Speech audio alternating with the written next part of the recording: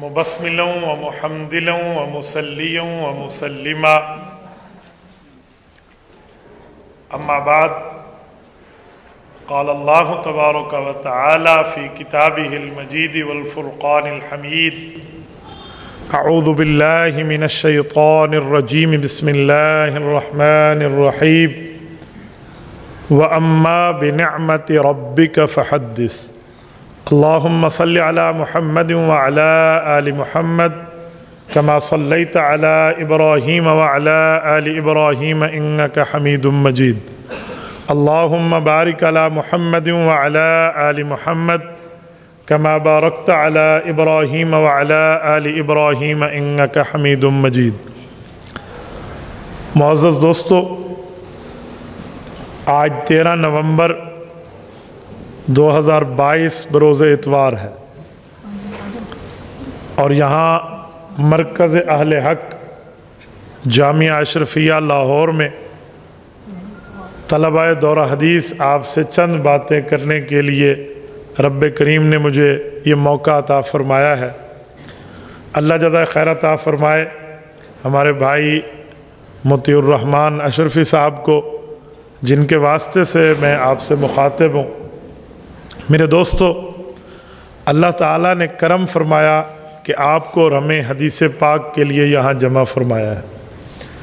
تو 2-3-4 باتیں میں آپ کی خدمت میں بطور سبق کے، بطور کارگزاری کے، بطور مذاکرہ کے آپ کے سامنے رکھتا ہوں. آپ حدیث پاک کے طالب العلم ہیں. جب آپ یہاں سے نکل کے عملی دنیا میں آئیں گے تو آپ سے آپ کے علوم کے بارے میں سوالات ہوں گے. اسی لیے آپ سبق یاد کیجئے 2 وجہ سے. ایک تو یہ ہے کہ آپ پڑھنے آئے ہیں، آپ کا حق بنتا ہے آپ اسباق کو یاد کریں. آپ مدرسے میں رہتے ہیں، یہاں مدرسے کے اندر رہنے کا تقاضا یہ ہے کہ علوم مستحضر ہونے چاہیے، اسباق حفظ ہونے چاہیے. دوسری کوئی اور وجہ بھی ہے. وہ کیا ہے؟ دوسری یہ وجہ ہے کہ دنیا ہمیں نائب رسول کے نام سے جانتی ہے کہ یہ پیغمبر کریم علیہ التحیۃ والتسلیم کے وارث ہیں. اس وجہ سے آپ حضرات سے لوگ دین کے بارے میں پوچھیں گے تو آپ غیرت اسلامی کے تقاضے کو سامنے رکھتے ہوئے دلائل کو ازبر کریں. اور یہ تب ہے جب آپ سبق میں 100% توجہ سے بیٹھیں. آج کل یہ ہوتا ہے، مثلا میں یہاں آیا ہوں، آج ہمارا حسن ٹاؤن میں مغرب عشاء کے بعد پروگرام ہے، آپ سارے طلبہ وہاں پہنچ جائیں، یہ غلط بات ہے. پڑھائی کے دوران طلبہ کو چھیڑنا نہیں ہے، یہ اصول ہے. اسی لیے آپ کوئی سا بڑے سے بڑا جلسہ ہو، آپ یہاں بیٹھے. اگر آپ نے پڑھائی کے دوران جلسے اٹینڈ کیے تو بعد میں آپ کو پڑھانے کے مواقع نہیں ملیں گے. اور اگر آپ نے پڑھائی کے دوران بیٹھ کے پڑھنے پر غور کیا اور اس کو یاد کیا تو دنیا آپ کے جلسے سنے گی. پھر آپ کو جلسوں میں جانا نہیں، جلسوں میں بلانا پڑے گا لوگوں کو. جانا اور بلانے میں بڑا فرق ہوتا ہے. میں آپ کے سامنے اپنی کارگزاری پیش کروں نا، میں بڑے یقین سے کہہ سکتا ہوں کہ میں نے الحمدللہ اتنی محنت سے اللہ کے فضل سے پڑھا ہے کہ اولا تا تخصصات، میرے 3 تخصص ہیں، اولا سے لے کر تخصص equal to PhD education of Islamic, تمام کے تمام جگہوں میں میں نے ایک دن بھی کسی استاد سے ایک ڈنڈا مار کر نہیں کھایا. یہ میرا ریکارڈ ہے. یہ میں ماشاءاللہ کی وجہ سے نہیں کہہ رہا، میں بطور کارگزاری تمہیں کہہ رہا ہوں کہ اپنا معاملہ ایسے رکھو کہ آپ کو کسی موقع پہ شرمندہ نہ ہونا پڑے. آپ سبق یاد کریں، استاد کی بات پہ توجہ دیں. اس میں یہ نہ ہو کہ یار مجھ سے یاد نہیں ہوتا. یہ جو ہمارے یہاں غلط فہمی ہے نا، وہ غلط فہمی کیا ہے کہ یہ بڑا ذہین ہے اور یہ کند ذہن ہے. میں اسے تسلیم نہیں کرتا. کم از کم میں اپنی رائے پیش کرتا ہوں، میں اس فارمولے کو تسلیم نہیں کرتا. میں کہتا ہوں یا ذہین ہے یا پاگل ہے. کند ذہن درمیانی فارم کوئی چیز نہیں ہے. کیوں؟ جب اس بندے کو 1000 تک گنتی یاد ہے تو اسے 6000 قرآن کی آیتیں یاد کیوں نہیں ہوتی؟ کند ذہن کسے کہتے ہیں؟ اسے دنیا میں ہر اوٹ پٹانگ کی بات یاد ہے، ایران توران کے قصے یاد ہیں، کون ذہن بن جاتے ہیں؟ ہاں، یہ ایک غلط فہمی کا شکار ہے. اس کی 2-3 وجہ ہو سکتی ہیں. یا تو یہ خود کو بے صلاحیت سمجھتا ہے یا ادھر ادھر کبھی اس سے بھول ہوئی ہے تو طلبہ نے کہا تو بڑا نالائق ہے، تجھے کچھ نہیں آتا، اس پہ اثر آیا ہے. یا کبھی استاذ نے غصہ کیا، انہوں نے کہا نالائق، اوے بے وقوف، اوے اسٹوپڈ اسٹوڈنٹ، یوں جملہ اس نے کہہ دیا تو خود کو بے وقوف سمجھ بیٹھا ہے. اس وجہ سے یہ ہوا ہے. ورنہ ہر آدمی اپنی ماں کے پیٹ سے ایک جیسا ذہن لے کر پیدا ہوتا ہے، یا پاگل یا عقل مند، درمیانی فارم نہیں ہے. اور یہ ذہن یہ وہ میموری ہے جس میں جتنی چیزیں ڈالو گے یہ اس کو لے گا. بس آپ اپنے ذہن سے ایک بات طے کر لیں کہ تو نے پڑھنا ہے، تیرے لیے کوئی چیز مشکل نہیں ہے، پھر آپ کو یاد ہونا شروع ہو جائے گا. میں نے الحمدللہ اپنے ثالثہ تک کی کتابیں حفظ کی تھی. آج بھی آپ کو دوری سامنے رکھے، میرے استاد مولانا عزیز اللہ عباسی دامت برکاتہم، آپ جا کر کراچی میں حضرت سے پوچھ لیں. میں نے ان سے کتاب البیوع سے لے کر آخر تک مسائل شتہ تک کو دوری پڑھی ہے. کتاب البیوع البیع ینعقد بالایجاب والقبول وان کان بلفظ یہ پوری ترتیب سے ہم انہیں سناتے تھے. یہ میں نے ارشاد الصرف اپنے استاذ محترم حضرت مولانا عبد الرشید دامت برکاتہم سے ضلع مظفر گڑھ میں پڑھی ہے. مولانا عبد الرشید تبلیغی جماعت میں ایک بہت بڑا نام ہے ان کا، ماشاءاللہ ان کے بڑے سفر ہوئے ہیں دنیا میں. میں نے ان سے ارشاد الصرف پڑھی ہے. اور 2 رکعت میں جو سورتاً نماز ہوتی تھی، حقیقتاً نماز نہیں ہوتی تھی کیونکہ نماز میں کیا صرف پڑھنی ہے، سورتاً 2 رکعتیں ہمیں پڑھواتے اور باقاعدہ شروع کرواتے پہلے شروع سے. بیدا ارشدک اللہ تعالیٰ فی الدارین کلمات لغت ربر سے اسمت و فعل و حرف ہم یوں شروع کرتے اور رکوع پہ جا کے پہلی رکعت اس وقت کمپلیٹ ہوتی جب ہم التقاء ساکنین پہ پہنچتے. پھر دوسری رکعت میں ولضالین پھر ہم شروع ہو جاتے التقاء ساکنین پر 2 قسم، لا حدی والا غیر حدی، لا حدی آ کے ساکن مدہ، پوری ترتیب. پھر دوسرا رکوع، پھر یوم یقوم الحساب بسلام. مسئلہ ہی کوئی نہیں تھا. کیوں؟ ہم نے کتاب کو سب کچھ سمجھا تھا. میرے نحو میر کے استاد ہیں مولانا محمد اشرف دامت برکاتہم، انہوں نے اپنے استاد جی کو بلایا ہمارے نحو میر کے امتحان میں، اور مجھ سے انہوں نے پوچھا بیٹا بتاؤ جملہ نشائیہ کی کتنی قسمیں ہیں؟ میں نے کہا جی 10. سنائے؟ میں نے کہا منع استفہام تمنی ترجیح قوت ندار قسم تعجب. تو 5 سنائے نے، پھر سنا 5 سنائے ہیں، پھر سناؤ. میں نے کہا جی امرنا استفہام تمنی ترجیح قوت ندار قسم تعجب، آہستہ سناؤ. تو ڈنڈی مارتا ہے. میں نے کہا جی امر ناہی استفہام تمنی ترجی قود ندا عرض قسم تعجب. اچھا ماشاءاللہ آپ کو یاد ہے. یہ میرے استاذ کے استاذ تھے. میں پورا امتحان کرنے کے بعد جب گھر آیا اور میرا رزلٹ بعد میں لگا کہ یہ فرسٹ پوزیشن ہے اس کی، اللہ کی قسم مجھے یقین نہیں آتا تھا کہ یار میں فرسٹ کیسے ہو سکتا ہوں. اس طرح ہم نے استاذوں کے ماتحت رہ کے پڑھا تو اللہ کریم نے کرم کیا. آج آپ نے مجھے کرسی لگا کر یہاں بٹھا دیا اور آپ اتنے طلبہ یہاں سامنے بیٹھے ہیں. اگر میں نے اساتذہ کے سامنے بیٹھ کے کلاس میں ڈنڈی ماری ہوتی اور اسباق کو حفظ نہ کیا ہوتا شاید ہمارا انجام کیا ہوتا. تو میں اس لیے آپ کو کہتا ہوں آپ اور ہم ایک جیسا ذہن لے کر آئے ہیں. ہم نے کوئی کشتے نہیں کھائے تھے، کوئی باداموں کی بوریاں نہیں کھائی تھی، کوئی اخروٹ کے کٹے نہیں کھائے تھے. ہم نے بس ایک بات ذہن کو سمجھا دیا تھا کہ بھائی تو نے پڑھنا ہے، یہ پڑھنا ہے اور تو نے پڑھ کے دکھانا ہے. والدین کی دعائیں تھیں، اساتذہ کی خدمت تھی. آپ بھی اپنے ماں باپ سے دعائیں لیجئے، آپ بھی اساتذہ کرام سے دعائیں لیجئے. دعائیں کرائے یا نہیں، دعائیں لیجئے. فرق ہے، دعا کرانے اور دعا لینے میں بڑا فرق ہے. ایک حضرت میرے لیے دعا کریں. ابھی کیوں کروں؟ تو نے میرے ساتھ کون سی اچھائی کی ہے؟ اجی ویسے کرتے تو ویسے تو میں ہر نماز میں کرتا ہوں. ربنا آتنا فی الدنیا حسنہ وفی الآخرۃ حسنہ وقنا عذاب النار، یہ جو ہم پڑھ رہے ہیں ساری یوم یقوم الحساب میں وبالمؤمنین کہتے ہیں تو سب میں آ جاتی ہے. تو ویسے تو میں کر رہا ہوں. اجی خصوصی دعاؤں میں یاد رکھیں تو خصوصی دعاؤں کے لیے خصوصی تعلق چاہیے. آپ کو کبھی خدمت کرنے کے بعد استاذ کو یہ کہنے کا موقع نہیں ملے گا کہ جی مجھے خصوصی دعاؤں میں یاد رکھو. آپ خدمت کریں گے خصوصی دعائیں خود ہی ملیں گی. یہ ہے دعائیں لینا.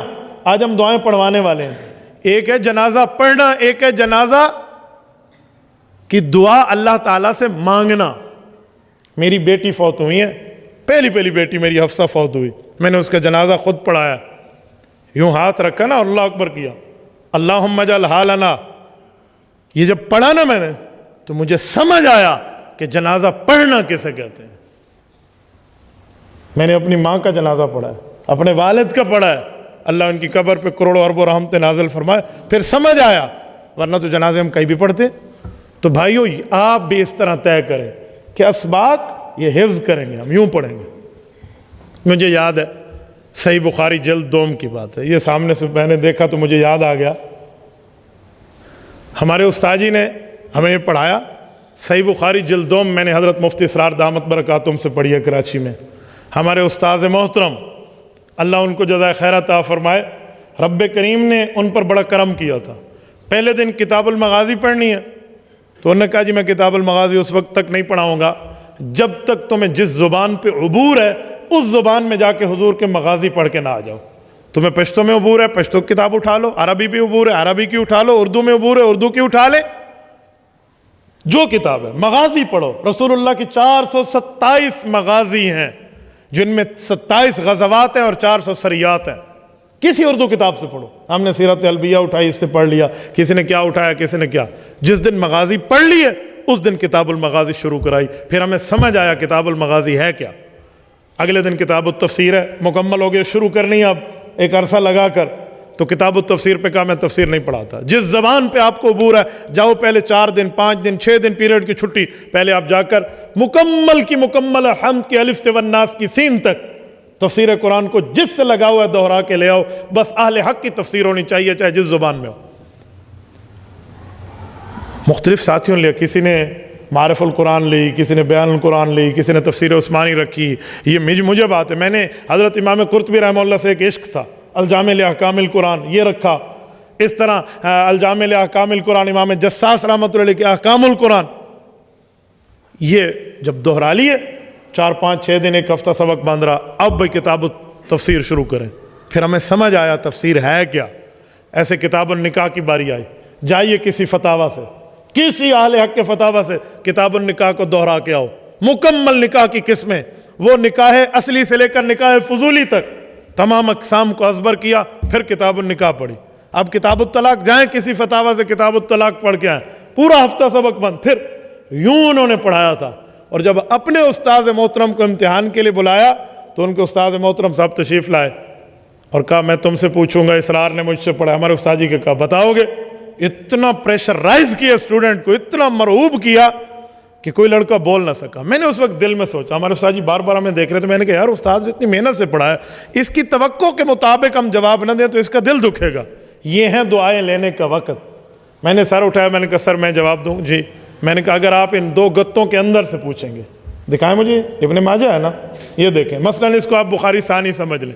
میں نے کہا حضرت یہ 2 گتوں کے درمیان بین الدفتین، ان 2 گتوں کے درمیان سے آپ پوچھیں گے تو انشاءاللہ یہ فقیر آپ کو سنائے گا، اور اگر اس سے باہر آپ پوچھیں گے میں مکلف ہی نہیں ہوں آپ کے سوال کا جواب دینے کا، مجھے کیا پرابلم ہے، آپ باہر سے پوچھتے جائیں، کوئی شرح اٹھائیں، وہ ہم نے پڑھا نہیں ہم سنائیں گے کیا؟ میرے جواب سے بہت خوش ہوئے، کہنے لگے اچھا مجھے شعر سنا دو۔ جب حضرت ابو ہریرہ رضی اللہ تعالیٰ ایمان لائے تھے تو حضرت ابو ہریرہ نے کون سا شعر پڑھا تھا؟ آپ نے بخاری ثانی پڑھی ہے، کوئی ساتھی مجھے بطور ذوق کہتا ہوں شعر سنا دے، صحیح بخاری میں حضرت ابو ہریرہ نے اپنے ایمان لاتے وقت اس رات کے لیے شعر پڑھا ہے، کوئی ساتھی سنائے؟ میں شرمندہ نہیں کر رہا، آپ کو بطور ترغیب کہہ رہا ہوں۔ دیکھا ہم لوگ، ہاں بیٹا آپ ہاتھ اٹھا رہے تھے، اچھا ویسے ہی آپ سر کھجانے کے لیے اٹھا رہے تھے، توجہ۔ میں نے کہا یا لیلۃ من طولھا وعنائھا الا انھا من دارۃ الکفر نجتی، یقین مانے اس زمانے میں مجھے 5000 روپے انعام ملا، جب ہمارے اولا ثانیہ کے استاذوں کی تنخواہ 1500 روپے ہوا کرتی تھی، اجی جو 5000 لبے اس دے پیر تے زمین تے نہیں لگ دینا۔ تو ہم تو اپنے ساتھ چھوٹے استاد جو تھے نا اس مدرسے انہوں نے کہتے تمہاری تنخواہ تو زیادہ ساڑھا انعام ہے۔ تو بھائیو اشعار بخاری یہ حضرت امام اہل سنت والجماعت استاد ذی المکرم شیخ الحدیث والتفسیر مولانا محمد سرفراز خان صفدر، اللہ ان کی قبر پہ کروڑوں اربوں رحمت نازل فرمائے، یہ ان سے ہم نے ان کی کتابیں پڑھی تو ذوق ہوا کہ یار شعر پڑھنا کسے کہتے ہیں، شعر گوئی کسے کہتے ہیں، شاعری کسے کہتے ہیں، اور شعری مزاج۔ تو اس وقت سے مجھے اشعار یاد تھے۔ ہم لوگ صرف وہی ایک ہی شعر یاد کر کے بیٹھے ہیں صحیح بخاری سے، پتہ ہے کیا؟ اچھا چلو صحیح بخاری کا کوئی ایک شعر سنا دے، کوئی ساتھی کوئی شعر سنا دے پوری بخاری میں سے، یار سنا دو، اللہ کے بندے تمہیں آتے ہیں پھر شرم کر کے بیٹھے ہو۔ جزاک اللہ، لیکن تبدیلی ہو گئی ہے، پہلا دوسرے میں اور دوسرا پہلے میں چلا گیا. شعر تو اس نے سنایا نا. اقتلوا مسلما على اي شك كان مسرعي ما رأيت يحب احدا مثل اصحاب محمدا ما شاء الله. فلست ابالي حين اقتل مسلما على اي شك كان في الله مسرعي وذلك في ذات اله وان يشاء يبارك على اوصال شلو ممزع. کیا شعر ہے حضرت خبیب ابن عدی رضی اللہ عنہ کا. دیکھا آپ نے سنا لیا نا. تو یہی تو تم میں جرت پیدا کرنی ہے. یہ میں اپنی ماں کے قصے تھوڑی سنا رہا ہوں تمہیں کہ میں کہوں میں 30 31 32 33 34 35 مار خان ہوں. یہ تھوڑی ہے.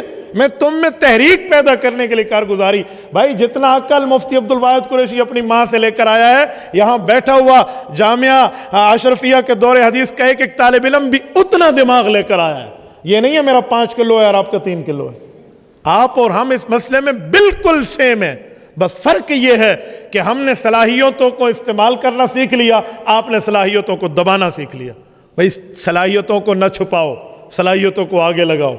کسی معاملے میں آپ ایک انٹرویو میں رہ بھی جائیں, دوسرے میں پاس ہو جائیں. پہلے ٹیسٹ میں رہ بھی جائیں تو دوسرے تیسرے میں پاس ہو جائیں گے. یہ کیا مطلب ہے؟ یاد رکھیں دنیا میں 3 قسم کے لوگ ہیں. 2 عقل مند ہیں, تیسرا بے وقوف ہے. عام طور پہ بندہ دوسری قسم میں ضرور ہوتا ہے, پہلی قسم میں بہت کم ہے. دوسری میں بندہ ضرور ہوتا ہے. ہاں تیسری میں ہو تو وہ کوئی ریڈی لگا لے. پہلی قسم یہ ہے کہ ایک چیز سمجھو, دیکھو, پرکھو, خود ہی سمجھ جاؤ. چاہے کتاب ہے, چاہے مسئلہ ہے, چاہے حدیث ہے, چاہے آیات ہے, چاہے فقہ ہے, چاہے کوئی اور چیز ہے, کوئی جزیہ ہے, آپ پڑھیں, دیکھیں, غور کریں, آپ کو سمجھ آ جائے. یہ عقل مند کی فرسٹ فارم ہے. پہلی قسم ہے بہترین, 100% 100% اس میں ٹیلنٹ ہے.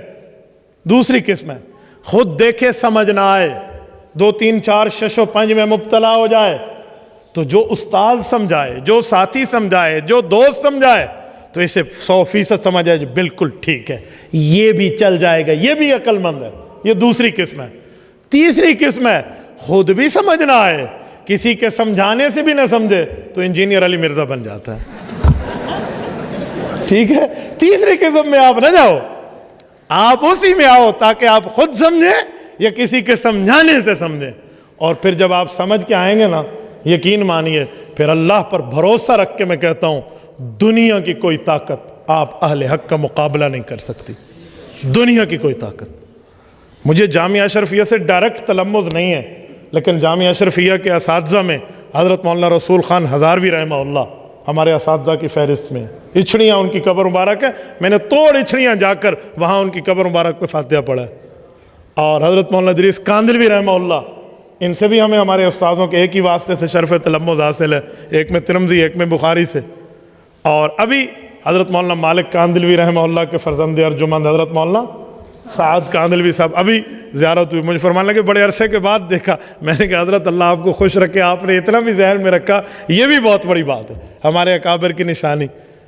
تو بھائیو, اسی لیے جامعہ اشرفیہ میں بیٹھ کے میں آپ کو بطور ترغیب کہہ رہا ہوں, آپ اہل حق کے مرکز میں بیٹھے ہو, آپ جس جگہ بیٹھے ہو آپ کے پاؤں ریت کی دیوار پہ نہیں ہیں, آپ کے پاؤں پتھر سے مضبوط چٹان پر ہیں.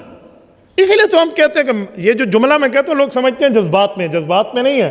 میں کہتا ہوں کسی ماں کی کوکھ نے وہ بیٹا آج تک نہیں جنا, تحت عدیم السماء علی وجہ الارض, جو اس دھرتی پر علماء حق, علماء احناف, علماء دیوبند کو دلیل کی دنیا میں پھنسا جائے.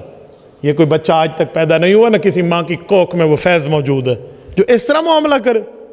تو بھائیو یہ اس بنیاد پہ نہیں ہے, یہ صرف قوت عقیدت نہیں ہے, یہ قوت دلیل کی بنیاد پہ میں کہہ رہا ہوں. تو تمام اکابرین کی ہماری ایک ترتیب ہے. تو اس لیے آپ حضرات کوشش فرمائیں اور اس پر تگ و دو فرمائیں, اپنے اسباق کو پڑھیں, حفظ کریں, دہرائیں, اپنے دماغ کو کہے تو نے یاد کرنا ہے, اور یاد ہوگا جیسے یاد کرنے کا حق ہے. کریں گے یا نہیں کریں گے انشاءاللہ؟ جتنے بیٹھے اسباق پہ توجہ دیں. یہ سوشل میڈیا کے اوپر آپ جیسے استاد جائے اور 2-4 پوسٹیں کر لوں, 2-4 یہ کر لوں, پھر کوئی کام نہیں ہونا, پھر آپ آگے نہیں چل پائیں گے. اگر آپ نے عملی محنت کے میدان میں آگے آنا ہے تو پھر قربانیاں کرنی پڑیں گی, پھر معاملات یہ ہوں گے, تب جا کر معاملہ ٹھیک بنے گا. کریں گے نا انشاءاللہ؟ اللہ آپ کو اور ہمیں صراط مستقیم عطا فرمائے. رب کریم آپ کو اور ہمیں خوش و خرم رکھے. اللہ تعالیٰ آپ کی ان علوم کو قبول فرمائے. اقول قولی ھذا واستغفر اللہ وآخر دعوانا ان الحمد للہ رب العالمین.